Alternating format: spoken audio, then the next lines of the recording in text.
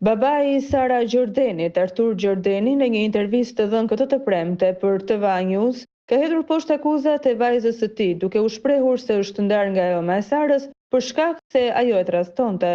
Ai shprehet se nuk e priste këtë nga vajza e tij, duke shtuar se Sara flet kështu sepse e ka mësuar ema.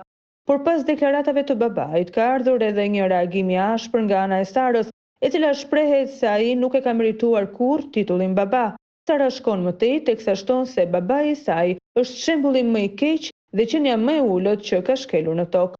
Sipas saj, arsyeja e ndarjes së prindërve e cilësuar edhe në vendimin e gjykatës ka qenë mundësia ekonomike dhe jo tradhtia. Artur, sepse titullin baba s'e meritove kurrë.